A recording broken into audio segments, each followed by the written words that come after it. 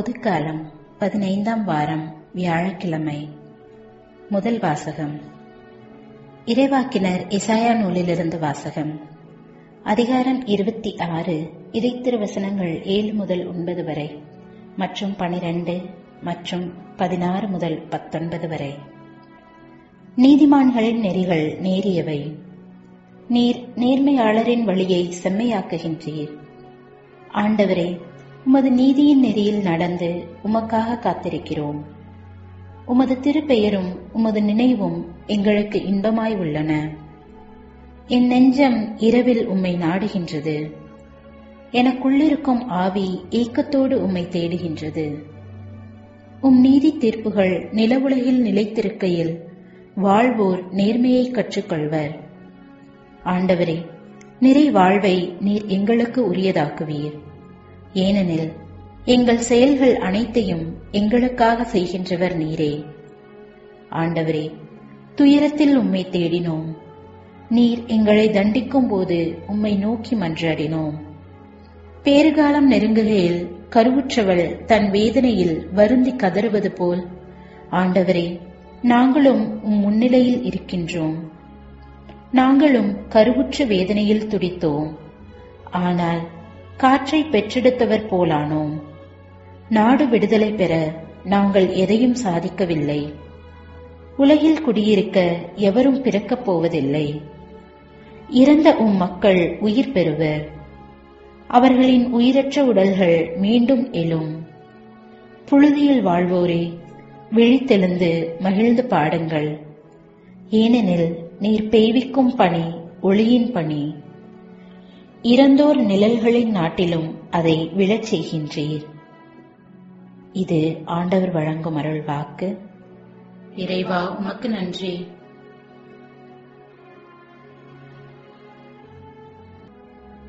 நற்செய்தி வாசகம். மத்தேயு எழுதிய நற்செய்தியிலிருந்து எடுக்கப்பட்டுள்ளது. அதிகாரம் 11, வசனங்கள் 28 தொடக்கம் 30 வரை. அக்காலத்தில் இயேசு கூறியது: பெருஞ்சுமை சுமந்து சோர்ந்திருப்பவர்களே, எல்லோரும் என்னிடம் வாருங்கள். நான் உங்களுக்கு இளைப்பாற்றுதல் தருவேன். நான் கனிவும் மனத்தாழ்மையும் உடையவன். ஆகவே என் நுகத்தை உங்கள் மேல் ஏற்றுக்கொண்டு என்னிடம் கற்றுக்கொள்ளுங்கள்.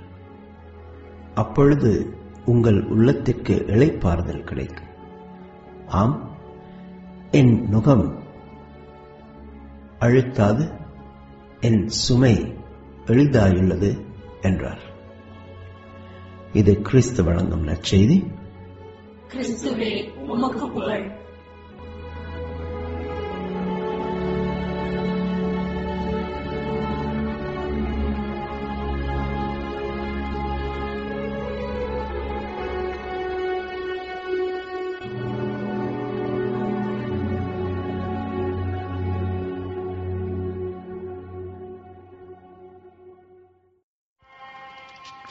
பிரியமானவர்களே, ஒரு பழச்சாறு கடைக்கு உளவியல் அறிஞர், சைக்காலஜிஸ்ட் ஒருவர் சென்றார். அது ஒரு பரபரப்பான கடை. அப்படிப்பட்ட பரபரப்பான கூட்டத்தில் ஒருவன் மட்டும் சோகத்தோடு தான் வாங்கியிருந்த பழச்சாறு குவளையை பார்த்தவாறே அமர்ந்திருந்ததை கண்டார்.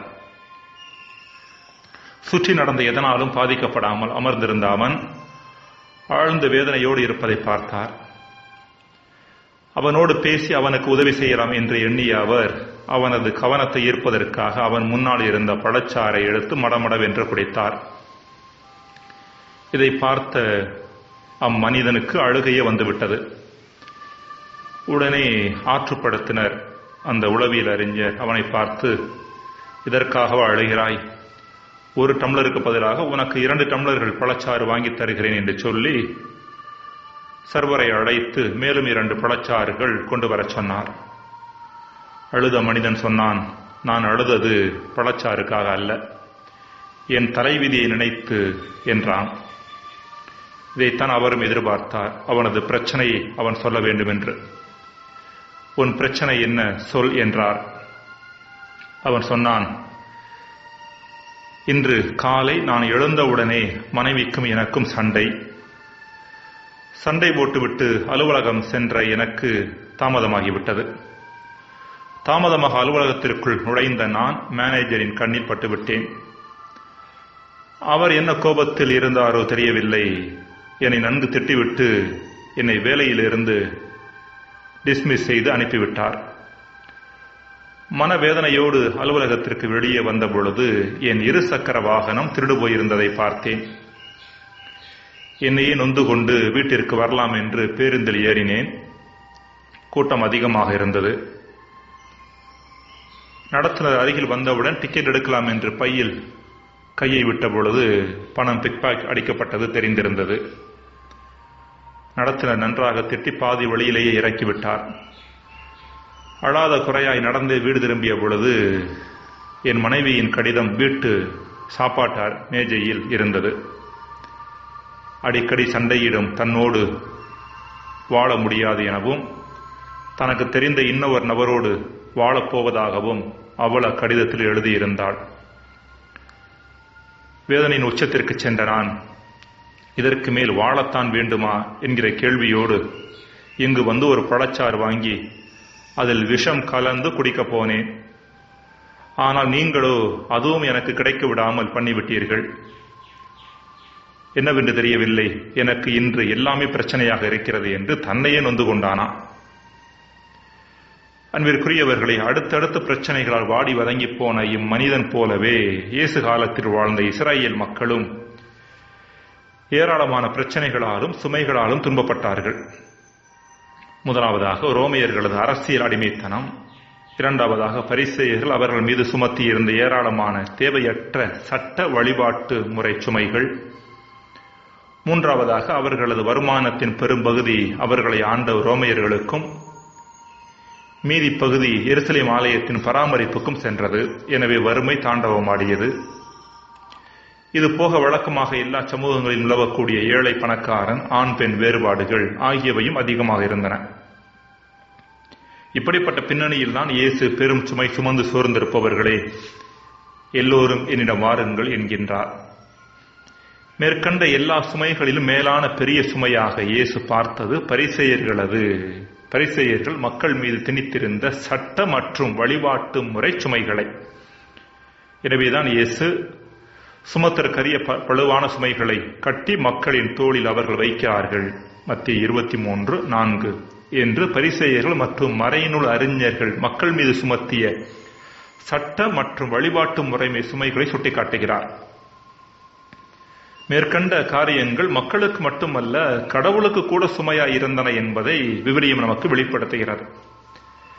எசாயா 1:11 முதல் இஸ்ரேல் மக்களின் பல்வேறு வழிபாட்டு முறைகளை இறைவன் எடுத்துரைத்து இறுதியில் இவ்வாறு சொல்கிறார்: அவை என் மேல் விழுந்த சுமையாயின, அவற்றை சுமந்து சோர்ந்து போனேன் என்கின்றார். எசாயா 1:14. அன்புக்குரியவர்களே, நம் வாழ்விலும் இத்தகைய சுமைகளை நாம் சுமக்கிறோம். அன்றைய இஸ்ரேல் மக்களிடமிருந்தும் இன்று நம்மிடமிருந்தும் இறைவன் நம் சுமைகளை எல்லாம் எடுத்து தாங்க தயாராக இருக்கிறார். ஆனால் அவ்வாறு செய்யும் இறைவன் நம்மீது ஒரு இனிய சுமையை, இனிய நுகத்தை சுமத்துகின்றார். அன்பு என்கிற சுமையை. அது நுகம், அது சுமை. காரணம், கடவுளையும் மனிதர்களையும் அன்பு செய்வது அவ்வளவு எளிது அல்ல. நிறைய முதிர்ச்சியும் முயற்சியும் அதற்கு தேவைப்படுகிறது. அதே நேரத்தில் அந்த சுமையானது, அந்த நுகமானது இனிமையானது என்று இறைமகன் இயேசு சொல்கின்றார். காரணம், வாழ்வில் அன்பு மட்டுமே மகிழ்ச்சியையும் நிறைவையும் கொண்டு வரும். அன்பால் செய்யப்படும் ஒவ்வொரு செயலும் ஆனந்தத்தை கொண்டு வந்தே தீரும். அமைதியையும் ஆசியையும் கொண்டு வராத அன்பு செயல்கள் இவ்வுலகில் எதுவுமே இல்லை என்கிறார் சுவாமி விவேகானந்தர். இன்னும் சொல்லப்போனால், மேற்கூறப்பட்ட எல்லா பிரச்சனைகளுக்கும் அடிப்படை காரணம் அன்பின்மையே. கடவுள் மீதான அன்பு இல்லாத பொழுது வழிபாடு சடங்காச்சாரமாக மாறிவிடுகிறது. பிறர் மீது அன்பு இல்லாத பொழுது ஏழை பணக்காரன் பிரிவினையும் பிற பேதங்களும் வாழ்க்கையில் வந்து விடுகின்றன. மனித மனதில் அன்பு இல்லாத பொழுது பிறர் மீது அதிகாரம் செலுத்த வேண்டும் என்ற வேட்கை எழுந்து விடுகிறது. எனவேதான் இயேசு எல்லா சுமைகளுக்கும் பிரச்சனைகளுக்கும் தீர்வாக நம் மீது சுமத்தும் இனிய நுகம் அன்பு ஒன்றே. ஜெபம். இறைவா, அன்பு என்கின்ற சுமைக்கு நாங்கள் தயாராக இருக்கின்ற பொழுது வாழ்க்கையில் வேறு எதுவுமே சுமையாக மாறிவிட முடியாது என்பதை நாங்கள் உணர வரம் தாரும். ஆமேன்.